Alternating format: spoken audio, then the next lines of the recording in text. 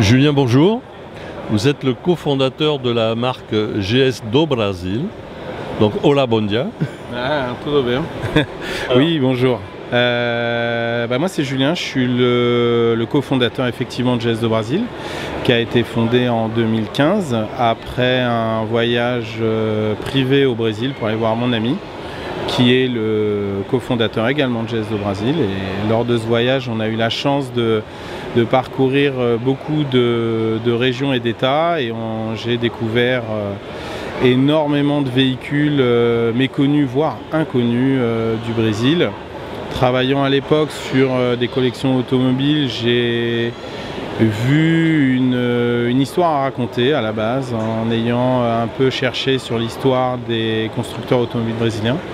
Et de là est venu notre premier deal avec 3 combis, un pick-up et 2 combis.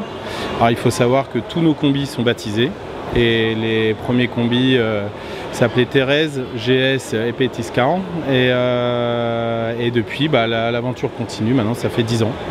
Au départ, avec votre associé, vous étiez un peu amoureux de la marque Volkswagen et du fameux combi? Moi, je suis amoureux d'aucune marque en particulier. Moi, ce que j'aime dans l'automobile, c'est le rapport entre l'humain et l'automobile.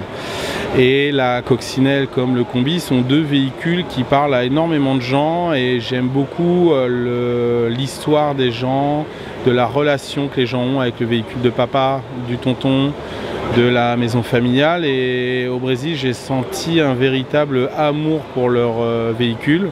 Il s'est avéré que c'était la marque Volkswagen, et puis 2-3 ans après, on a commencé à importer d'autres modèles complètement inconnus du marché européen, comme les Bianco, les Puma, les Gurgel, qui sont en présentation aussi sur le salon. Mais c'est plus une histoire automobile qui nous a plu, plus qu'une marque. Parce que la marque Volkswagen au Brésil n'a pas été des plus simples au départ sur l'implantation. Et la coïncidence fait que notre garage de stockage, de révision et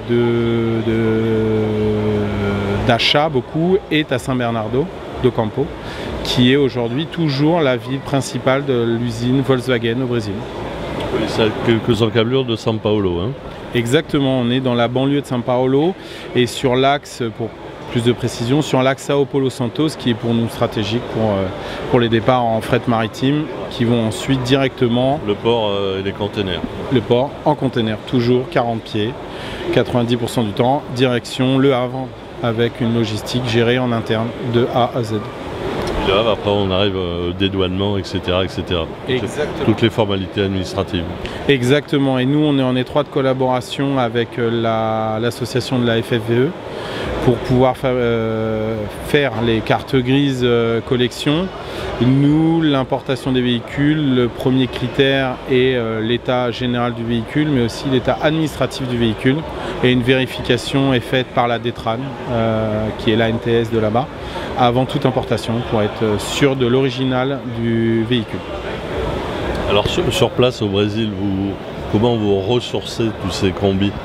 Ça a mis, moi je pense que lorsqu'on a passé la 3e année, on a eu une petite crédibilité au Brésil, parce que très peu vont au Brésil finalement, pour dénicher des véhicules. Et petit à petit, par les relations de Thomas qui vivait là-bas à l'époque, nous avons entretenu des relations plus que professionnelles, amicales, avec certains garages, certaines personnes qui n'étaient pas forcément vendeurs ou autres, mais ça nous a permis de comprendre le marché de vente brésilien, qui était complètement méconnu, et surtout avoir une relation plus directe. Et depuis maintenant 5 ans, on a des privilèges entre guillemets sur des avant-premières ou autres. On nous donne en amont des véhicules qui vont rentrer dans leur parc auto, et on déniche chez des professionnels tout ça.